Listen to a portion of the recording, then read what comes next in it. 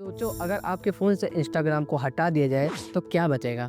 शायद बोरिंग सा कैमरा या फिर एक खाली सी गैलरी। पर एक वक्त था जब लोग फ़ोटो लेते थे और वो फ़ोटो बस उनकी यादों तक सीमित रह जाती थी। लेकिन 2010 में एक ऐसी ऐप बनी जिसने फ़ोटोज़ को यादों से ज़्यादा एक फ़ील बना दिया। एक डिजिटल दुनिया जहाँ हर फ़ोटो के पीछे एक कहानी होती थी, हर फ़िल्टर के पीछे एक इमोशन। ये कहानी है दो ऐसे लड़कों की जो अलग अलग देशों से थे, अलग अलग कल्चर में पले बड़े, पर जब मिले तो दुनिया को एक नई नज़र दी। एक था माइक क्रीगर, ब्राज़ील का एक कोडिंग जीनियस, और दूसरा केविन सेस्टॉर्म्स, अमेरिका का एक मिडिल क्लास लड़का। केविन सेस्टॉर्म्स एक मिडिल क्लास फैमिली से आते हैं। बचपन में ही उन्हें टेक्नोलॉजी से प्यार था, लेकिन उनके पास ऐसे ज़्यादा लोग नहीं थे जो उन्हें प्रोग्रामिंग या इंटर्नशिप के लिए प्रेरित करें। वहीं दूसरी तरफ स्कूल में उन्हें ओवर थिंकर कहा जाता था।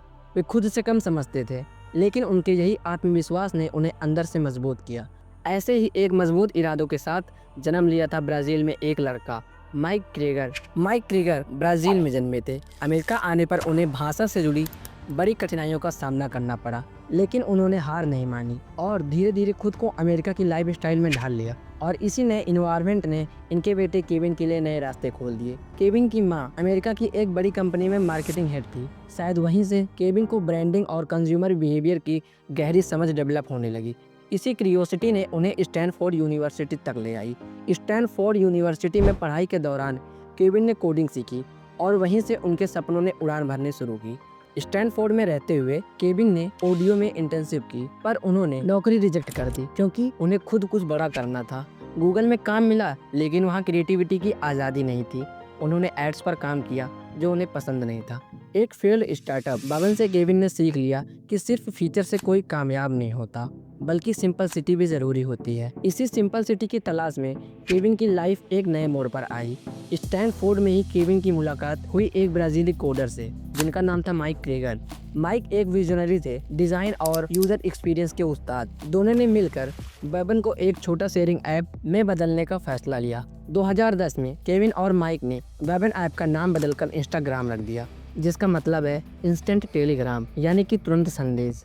उनका मकसद था एक ऐसा ऐप बनाना जिससे लोग आसानी से फ़ोटोज़ क्लिक करें, सुंदर बनाएं और तुरंत अपने दोस्तों के साथ शेयर करें। देखते ही देखते कुछ ही महीने में इंस्टाग्राम के 1 मिलियन से ज़्यादा यूजर्स हो गए। लोग अपनी ज़िंदगी के खास पलों को यहाँ शेयर करने लगे। ऐसे ही बीतते बीतते आया 2012 में फेसबुक ने इंस्टाग्राम को लगभग $1 अरब में खरीदा। उस वक्त इंस्टाग्राम के 30 मिलियन यूजर थे और सिर्फ 13 कर्मचारी। फेसबुक के साथ जुड़ने से इंस्टाग्राम ने और तेज़ी से ग्रो किया, नई नई सुविधाएं भी शुरू की। इंस्टाग्राम ने यूजर्स के लिए नए फीचर पेश किए। 2016 में आया स्टोरी फीचर, जिससे आप 24 घंटे के लिए फोटो और वीडियो शेयर कर सकते हैं। 2018 में लॉन्च हुआ IGTV लंबी वीडियो के लिए। 2019 में आया रील्स, जो टिकटॉक की तरह छोटे मज़ेदार वीडियो बनाने का फीचर था। अब तो इंस्टाग्राम सिर्फ मनोरंजन का साधन नहीं रहा, बल्कि ये बिजनेस का बड़ा प्लेटफॉर्म बन गया। छोटे बिजनेस, कलाकार और इन्फ्लुएंसर अपनी पहचान इंस्टाग्राम पर बना रहे हैं। शॉपिंग फीचर्स ने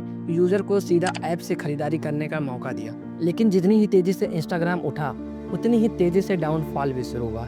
लगभग 2021 में क्रिएटर्स की शिकायत आना भी शुरू हो गई, जैसे रीच कम हो रही है, एल्गोरिदम अनप्रेडिक्टेबल हो गया है, मेंटल हेल्थ पर इम्पैक्ट पड़ रहा था, स्पेशली टीनेजर्स के लिए। फिर मेटा ने इंस्टाग्राम को फेसबुक की तरह मोनेटाइज करना शुरू किया और वही टर्निंग पॉइंट बना। 2022 तक लोग कहने लगे इंस्टा पे सिर्फ ऐड से दिखते हैं, असली फन तो चला गया। इंस्टा का बिगेस्ट चैलेंज बन गया टिकटॉक। फेसबुक का भरोसा पहले से ही कम हो चुका था और जब इंस्टाग्राम भी फेसबुक बनना शुरू हुआ, यूजर और क्रिएटर दोनों कंफ्यूज हो गए। फिर मेटा ने ट्रेड लॉन्च किया ट्विटर को कॉम्पिटिट करने के लिए, लेकिन यूजर ने उसे भी सीरियसली नहीं लिया। फिर मेटा ने रियलाइज किया कि अगर यूजर का ट्रस्ट चला गया तो कुछ भी काम नहीं करेगा। इंस्टाग्राम की कहानी सिर्फ एक ऐप की नहीं, ये एक वार्निंग है किसी भी डिजिटल एम्पायर को सूटेबल बनाने के लिए। यूजर का ट्रस्ट और ओरिजिनलिटी सबसे जरूरी है। हालांकि इंस्टाग्राम की सफलता शानदार रही, पर इसने मानसिक स्वास्थ्य और प्राइवेसी को लेकर बार बार आलोचनाएं झेली। यूजर की सेफ्टी और इस्तेमाल के लिए इंस्टाग्राम ने नए नियम और अपडेट भी जारी किए। आज इंस्टाग्राम 2 बिलियन से ज्यादा लोगों का पसंदीदा प्लेटफॉर्म है। ये सिर्फ एक ऐप नहीं, बल्कि एक ग्लोबल कम्युनिटी है जहां हर कोई अपनी कहानी बताता है।